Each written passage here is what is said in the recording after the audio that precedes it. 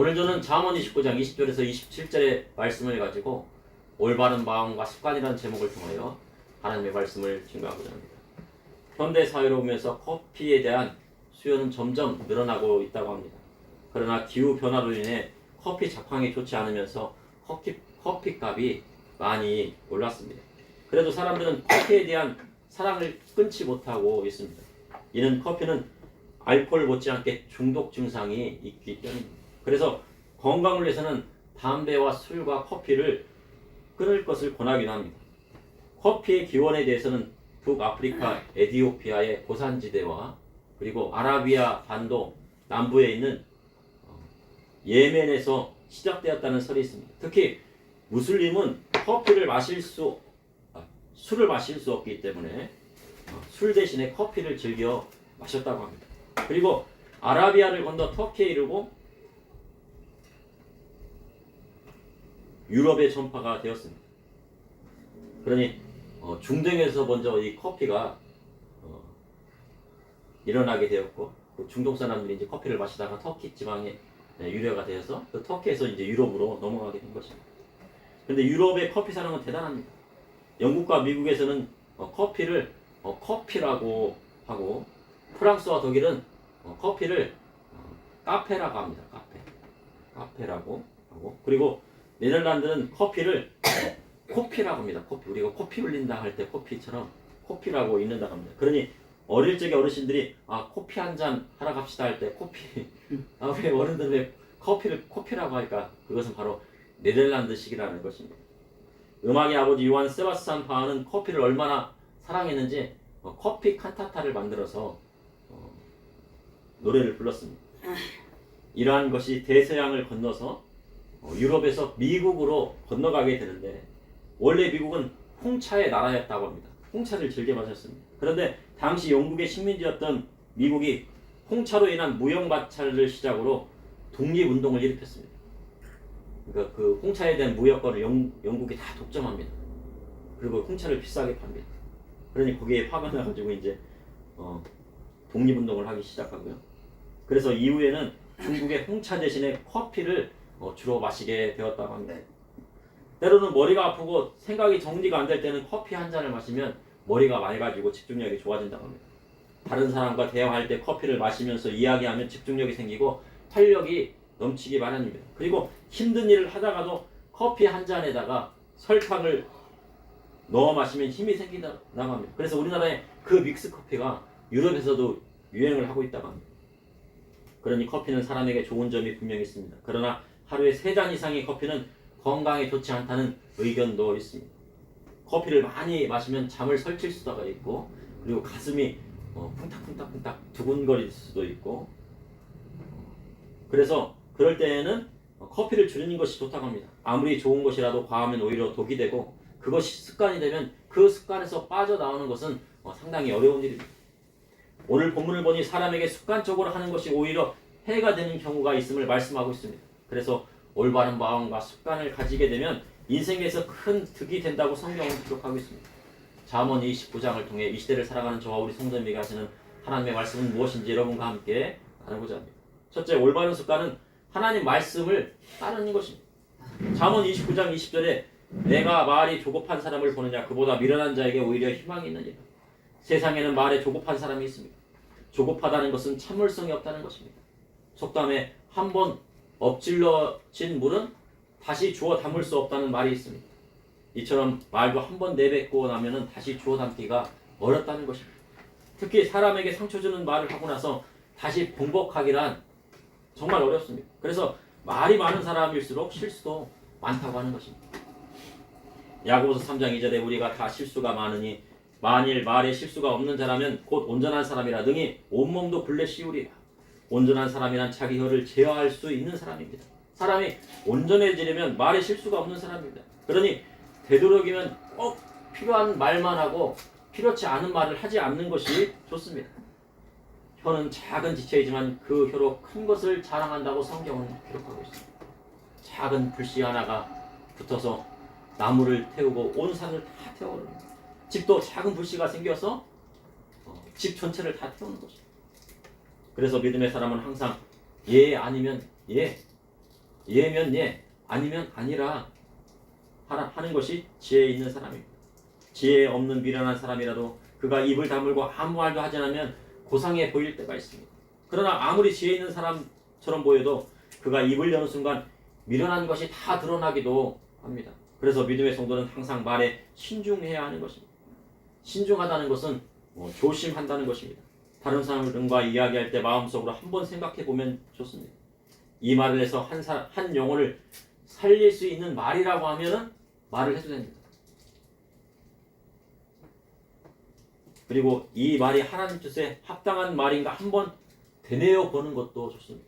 그리고 주님께 기도합니다. 주님, 이 말을 해도 되겠습니까? 했는데 그 말에 그 기도에 감동이 와요. 해도 좋다 라는 사인이 오면 말을 시작하는 것입니다. 그런데 말에 조급한 사람이 있습니다. 말에 조급한 사람보다 미련한 자에게 더 희망이 있다고 성경은 기록하고 있습니다. 미련한 사람은 자기가 미련하고 우둔하다고 생각하여 말을 적게 하기 마련입니다. 말을 많이 해봐야 분란만 일어나고 도리어 자기 입지가 좁아지면요, 무엇 하나 말을 하겠습니까? 내가 말을 했더니 분란이 일어나고 자기 입지는 좁아지고 사람들로부터 외면을 당합니다. 그러면 말을 줄이는 것입니다. 그러나 말이 조급한 사람은 분란집에 부채질하고 끓는 가마에 기름을 쏟는 사람 같아서 그 말을 멈출 수가 없는 것입니다. 잠언 29장 21절에 종을 어렸을 때부터 곱게 양육하면 그가 나중에 자식인 채 하리라. 사장님이 직원에게 자식처럼 잘 대주면 정말 직원이 자기가 자식인 것처럼 생각을 하게 됩니다. 주인은 종을 고용할 때 그에게 일을 시키려고 그를 고용했습니다. 여기서 성경에 나오는 종이라는 것은 노예라는 그런 뜻보다는 주인과 종의 관계, 사장과 직원의 관계를 말하는 것이라고 할 수가 있습니다. 그러니 주인이 종을 고용할 때에는 그에게 일을 시켜서 도움을 받으려고 하는 것입니다. 사장님도 마찬가지입니다. 사장님이 직원을 채용할 때는 그에게 일을 시키고자 그를 채용한 것입니다. 그런데 자식 중에는 부모님 말씀에 순종을 잘하는 자식이 있는가 하면 부모님 말씀에 죽어도 순종 안 하는 자식이 있다는 것입니다. 그것도 많다는 것입니다. 공부해라 하면 공부 안 하고, 밥 먹어라 하면 밥 안 먹고, 딴짓하고, 일찍 들어와라 하는데 친구들과 늦게까지 놀다가 들어옵니다.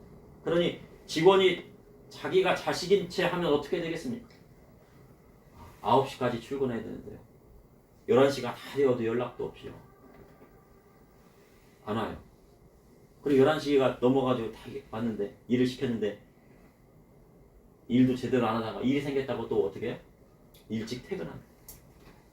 그러다가요, 회사에 있는 모든 물건을 자기 마음대로 쓰는 직원이 생긴다는 거예요. 그러니 사장님이 직원을 자식인 채 하면 어떻게 되는데 나중에? 버릇이 잘못되게 되는 거예요.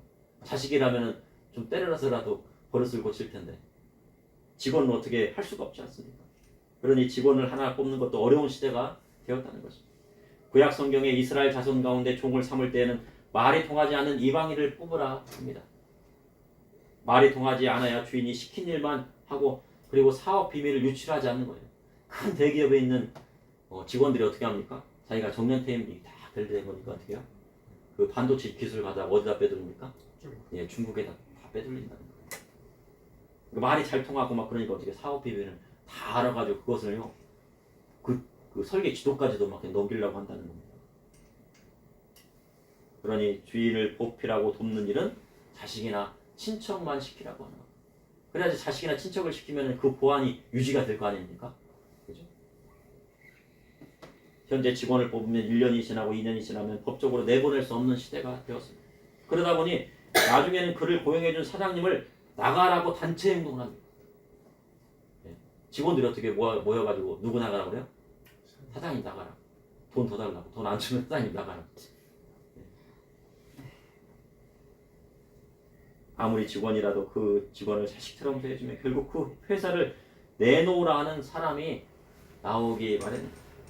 직원도 마찬가지입니다. 사장님이 아무리 잘해주고 자식처럼 생각해도 그 회사는 직원에게 물려주지 않습니다. 간혹 그러한 경우가 있긴 하지만 그러한 경우는 거의 없다고 보면 됩니다. 그러니 성경은 주인 밑에서 7년을 일했으면 7년째는 어떻게 돼요? 자기 기업을 세우기 위해서 나가야 정상이에요. 그러니까 6년 동안은 뭐 해야 되는 겁니까? 거기에 그 기업에 있는 모든 것들을 시스템을 다 배워야 돼. 배운 다음에 다른 데 가가지고 장사를 하는 거예요. 그리고 그 주인은 어떻게 돼요? 이 직원이 저는 차려서 나가겠으면 도와줘야 돼, 안 도와줘야 돼요? 네, 도와줘야 돼요. 열심히 일했잖아요. 그런데 종이 주인을 너무 사랑해서 평생 동안 있기를 원하면 그의 귀를 어떻게 한다고요? 뚫어가지고 평생 종으로 삼는다고 합니다. 현대 사회는요, 이러한 경우는 거의 없습니다. 회사의 사장님이 그를 평생 책임져주는 사람이 없어요. 그래서요, 40대 초중반이면 어떻게 합니까? 예, 은퇴. 그리고 50대 초반이 넘으면 명예퇴직을 준비해야 되고, 아무리 공무원이라도요, 60대가 넘으면은요, 퇴직을 해야 한다고요. 퇴직하고 계약직으로 이제 여기를 다니세요. 그렇게 한다고 65세까지요. 그러니 어느 누구도 그의 인생을 책임져 주지 않습니다. 그런 사회가 되었습니다. 잠언 29장 22절에 노하는 자는 다툼을 일으키고 성내는 자는 범죄함이 많으니라. 사회생활을 하다 보면 항상 웃고 친절하게 대해주면 좋을 것 같지만 호의가 반복되면은 권리가 된다는 말이 있습니다. 그래서 잘못된 것에 대해서는 화를 낼 때도 있어요. 예수님께서 사랑을 강조하셨지만 모든 것에 대해서 사랑을 하신 것은 아닙니다. 우리 주님 성전에 가셔서 양 팔고 소 팔고 비둘기 파는 사람들의 그 소와 양은 어떻게 했습니까? 내쫓고요. 채찍으로 막 내쫓고 상을 뒤엎었고요. 비둘기 파는 자를 어떻게 해요? 하늘에 엎어버렸습니다.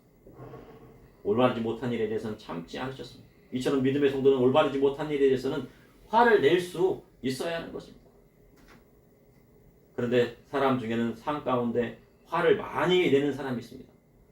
화가 습관적으로 자리 잡은 사람이 있다는 것입니다. 사람이 때로는 화를 낼 수 있지만 그것이 습관적으로 나오면 안 된다는 것입니다. 마음 가운데 분이 쌓여 있고 그 분을 터뜨리는 사람이 있습니다. 이는 습관적으로 화를 내는 사람입니다. 집에서도 습관적으로 화를 쏟아내면 그로 인해 가정 가운데 평안이 사라집니다. 성경은 노하는 자마다 다툼을 일으킨다고 말씀하고 있습니다. 사람이 화가 날수록 침착해야 합니다. 그리고 침착하게 조곤조곤 대화를 통해 다툼을 해결됩니다. 그러나 말이 급한 사람은 그 분을 참지 못하고 폭발해버립니다. 성낸다는 것은 노염이 폭발한다는 것입니다. 노염이 분하고 섭섭한 감정입니다. 마음에 섭섭마귀가 들어오기 시작하면요, 화를 참지 못하고 감정이 폭발하고 결국은 뭐를 칩니까? 사고를 친다는 겁니다. 그로 인해 가정이 깨어지거나 인간관계가 회복이 불가능할 정도로 어려워집니다. 형제간에도 그렇습니다. 화를 참지 못하고요, 그때 한번 딱 참으면는데 그냥 한번 탁 뿌리치면 어떻게 합니까? 예, 이제 다시는 안 보는 형제들이 나타난다는 거예요. 형제상들. 그리고 때로는 범죄로 이루어지는 경우도 있다는 것입니다. 그런데 화를 참아야 돼요. 딱 30초만 참고, 10초나 30초만 딱 참고 그 다음에 마음을 가라앉힌 다음에 조곤조곤 대화하는 것이 좋다는 것입니다. 잠언 17장 32절에 노하기를 더디하는 자는 용사보다 낫고 자기의 마음을 다스린 자는 성을 빼앗는 자보다 나으니라. 신앙생활 가운데 올바른 습관을 가지게 되면 그의 인생에 큰 도움을 주게 되는 것입니다. 노하기를 더디하고 자기 마음을 다스리는 것은 성을 빼앗는 것보다 낫다고 성경은 기록하고 있습니다. 둘째, 올바른 습관은 하나님을 경외하는 겸손한 마음에서 나옵니다. 잠언 29장 23절에 사람이 교만하면 낮아지게 되겠고 마음이 겸손하면 영예를 얻으리라. 성경은 교만은 패망의 선봉이라고 말씀하고 있습니다. 교만하다는 것은 자기가 세상에서 가장 지혜롭다는 것입니다. 그래서 잘난 체하고 뽐내고 건방지기까지 합니다. 자기 혼자 다 된 줄 안다는 뜻입니다. 부모님께서 낳아주시고 길러주셨는데 자기가 잘나서 좋은 대학 가고 세상에 성공했다고 생각하는 것입니다. 그러고는 부모님을 봉양하지도 않습니다. 그리하면 교만한 것입니다. 사람이 교만하면 낮아지게 되어 있다고 성경은 기록하고 있습니다. 아무리 축구 선수라도요, 축구 열심히 해야지. 축구 안 하고 탁구 치면 어떻게 됩니까? 한순간에 광고가 다 떨어지더라는 거예요. 그래가지고 발등에 불 떨어지니까 이거 안 되겠다, 막 그런 사람도 있다는 거예요. 아무리 야구 선수라도 야구 잘해야 되는데 음주운전하면 어떡합니까? 한 번 음주운전하면 그래도 다시 복귀는 할 수 있는데 3번 하면 어떡합니까? 영구 퇴출이에요. 야구도 잘해야 되지만 무엇도 좋아야 돼요? 인성이 좋아야 됩니다. 인간성이 좋아야지 돈도 벌 수 있다는 거예요. 정치인도 마찬가지입니다.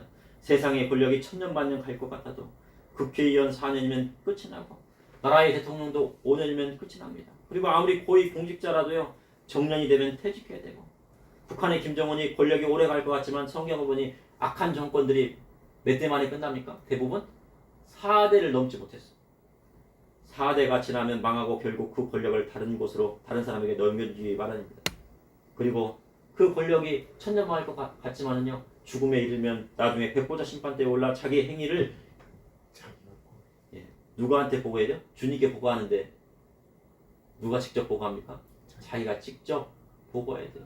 김정은이가 한 20만이나 되는 정치본 소용소에 많은 기독교인과 그 사람들 탄압했으니까요. 그 사람들 하나하나에 대한 죄값을 자기가 직접 다 얘기해야 돼요.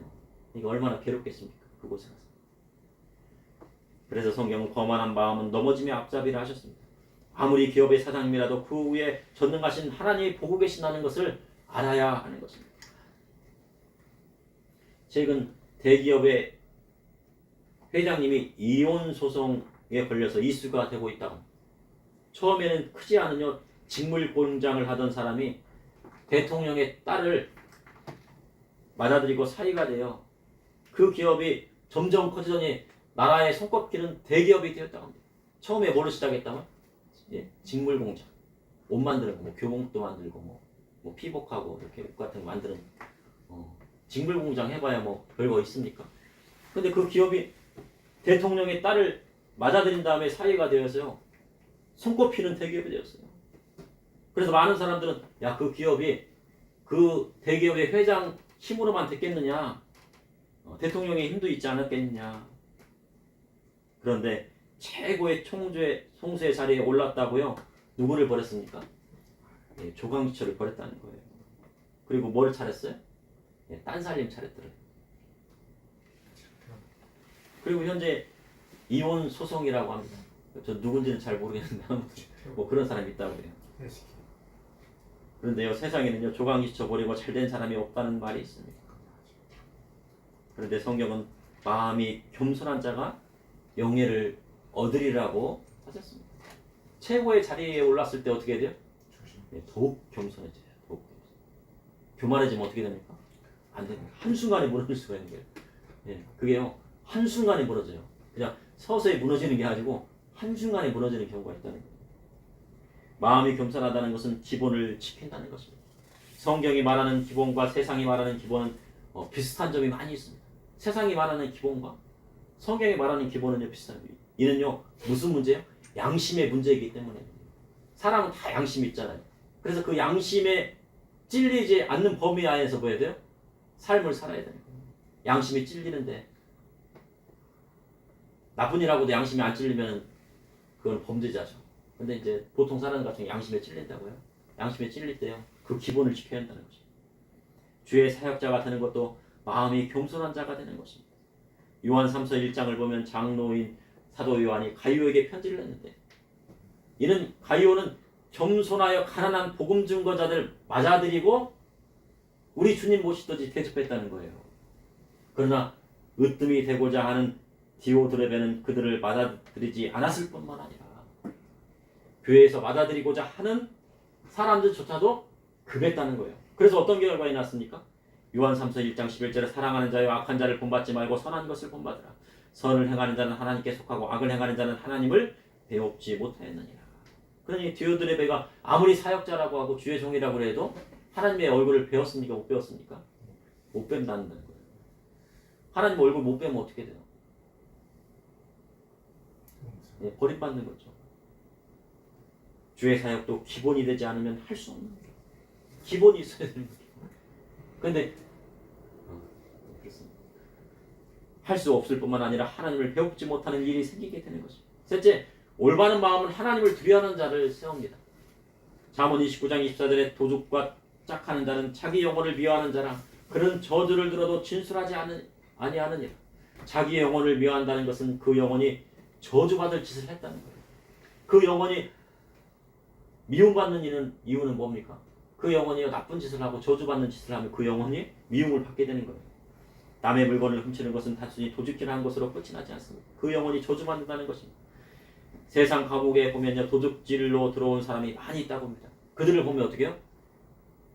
어른 뒤에서 도둑질 한 사람보다 어릴 적부터 도둑질을 하기 시작했다는 거예요. 조금씩 훔치다가 조금만 도둑되다가 나중에 어떻게 해요? 큰 도둑이 됐다는 거예요. 요즘은 무인 판매대가 있대요. 그래갖고 요즘 근데 막 초등학생들이 중에서는요 그냥 돈도 안 내고 거기서 막 아이스크림도 뜯어먹고 막 하다가 그냥 하고 돈도 안 내고 집에 간다는 거예요. 그 CCTV가 딱 찍혀가지고 이제 보상해달라고 딱 그래도 얘는 촉법소년이니까 보상해줄 수가 없다고 그냥 들어 누워도 받을 수가 없다는 겁니다. 왜냐면 민사소송을 해야 되잖아. 민사소송을 하면 어떻게 돼요? 벼다 사야 되고 소송 비용이 들잖아요. 그 물건 받으려고 그 비용까지 하려면 얼마나 골치 아픕니까? 그런데 그런 작은 도둑들이 나중에 어떤 도둑이 된다고요? 큰 도둑이 될 수 있다. 그러니까 무인 판매대에 딱 들어가면 결제를 딱 해야 돼요.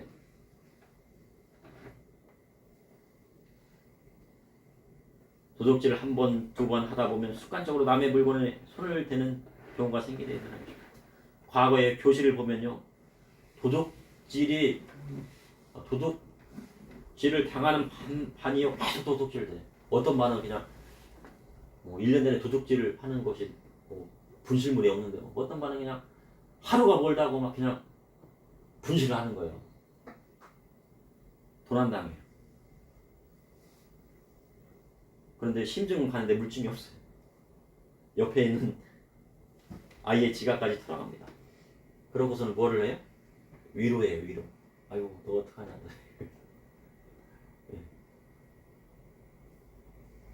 성경은 도둑질하면 그 훔친 물건의 5배를 갚아야 한다고 말씀하고 있습니다.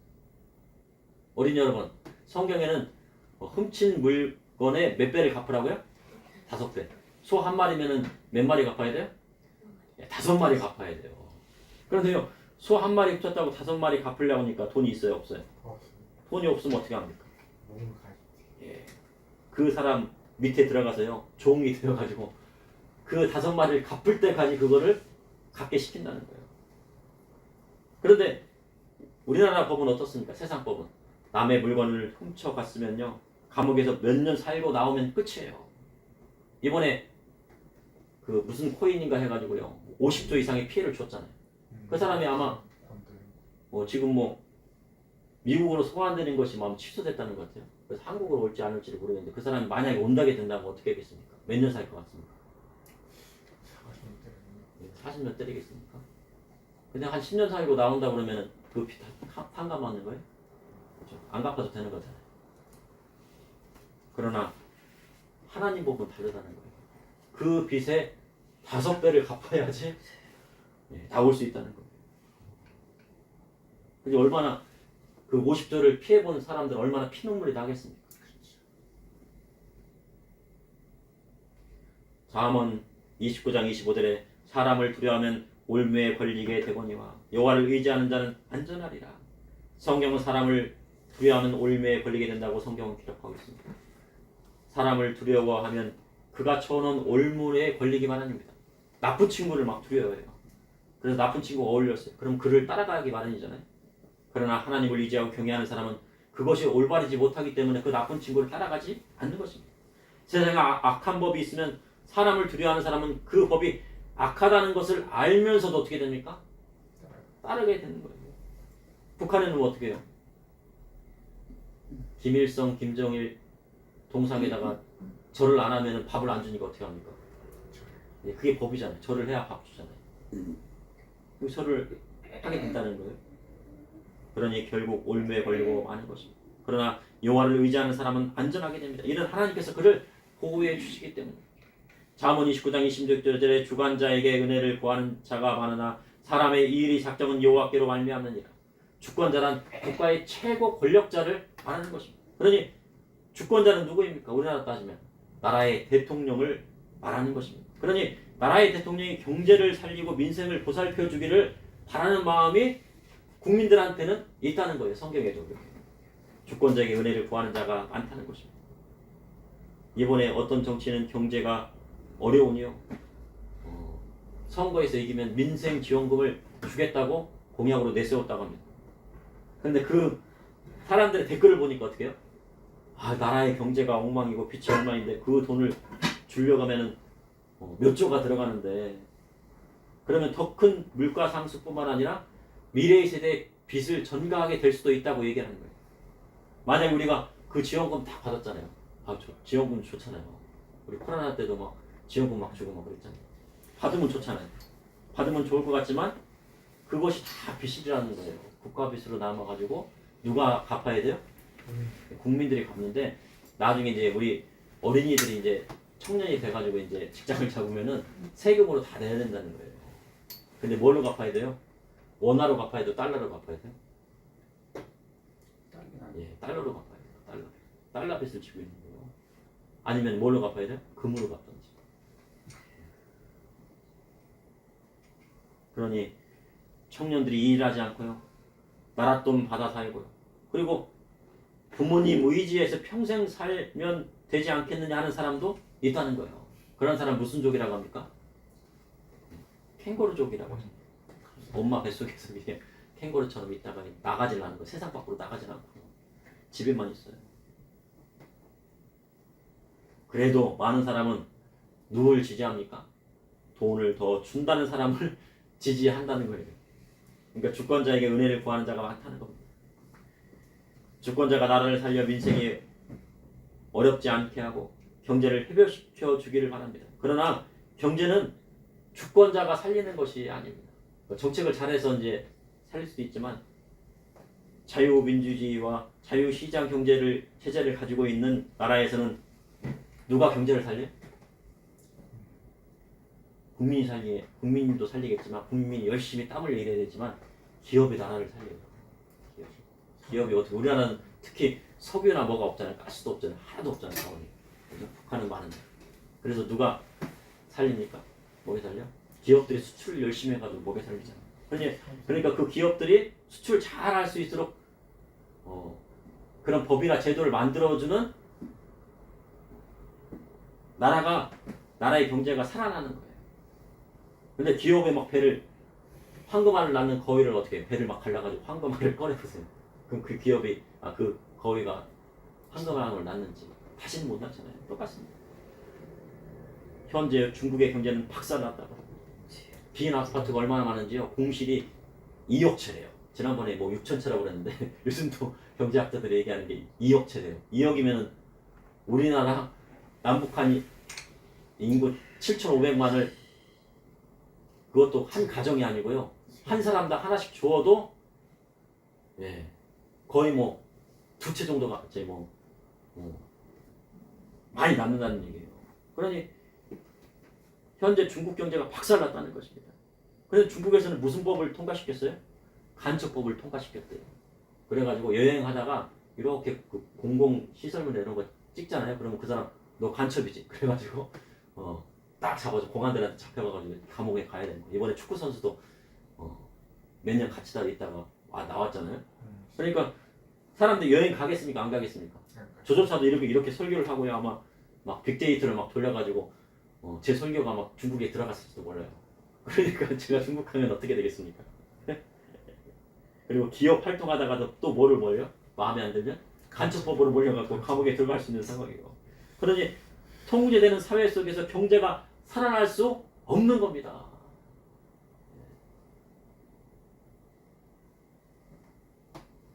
잠언 29장 27절에 불의한 자는 의인에게 미움을 받고 바르게 행하는 자는 악인에게 미움을 받느니라. 불의한 자는 의인에게 미움을 받기 마련입니다. 그런데 바르게 행하는 자는 악인에게 미움을 받는다고 성경은 기록하고 있습니다. 그러니 바르게 행하는 자는 악인에게 미움받지 않는 세상이 되어야 좋은 세상이 되는 것입니다. 그런데 악한 권력자를 나라의 지도자로 세우면 바르게 행하는 의인이 미움받는 세상이 오게 된다는 거예요. 그럼 그럴 때는 어떻게 돼요? 의인들이 어떻게 한다고요? 지난 시간에 배웠는데 말씀을 통해서 의인들이 숨기 마련이에요. 의인들이 숨습니다. 엘리야가 막 그랬잖아요. 노드나무 밑에서 죽기를 간구했잖아요. 하나님, 저만 남았습니다. 그래가지고 호렙산에 막 천사가 들똥을 먹고 호렙산에 가가지고 세미한 음성을 딱 들었는데 그때 뭐라고 하세요? 바알에게 무릎 꿇지 않은 7,000명이 있다고 하나님께서 말씀하셨어요. 근데 그 바알에게 무릎 꿇지 않은 7,000명이 어디에 있다는 거예요? 다 숨어 있다는 거예요. 그러니 어떤 나라든지 간에 그 나라에 어떤 지도자를 세우느냐가 중요한 것입니다. 그리고 그 나라의 이념과 가치가 무엇보다 중요한 것입니다. 그러니까 우리나라의 이념과 가치, 자유민주주의 그리고 자유시장경제 체제를 우리 갖고 있어야 돼요. 북한과 같은 곳에서는 바르게 행하는 자들이 미움받고 정치범 수용소에 들어갑니다. 우리가 북한에 있으면 여기 있는 성도님은 다 정치범 수용소입니다. 어른부터 어린아이까지. 그러나 우리나라는요, 범죄한 사람이 감옥에 들어가게 됩니다. 그런데 범죄한 사람이 나라 곳곳에 지도자로 세워진다고 하면 그 나라가 어떻게 됩니까? 네, 오래가지 못하는 거예요. 믿음의 성도는 올바른 마음을 가진 사람입니다. 그래서 사람을 두려워하지 않고 오직 하나님만을 경외하는 사람입니다. 그동안 한국교회는 뭐를 외쳤습니까? 네, 사랑을 외쳤어요. 뭐든지 사랑하고 사랑, 예수님의 사랑만 외치다 보니까 뭐를 지키지 않았습니까? 모든 것의 기본을 지키지 않으면서 사랑만 있으면 된다고 가르쳤어요. 그러니까 한국교회 어떤 전도사님이 그러더라고요.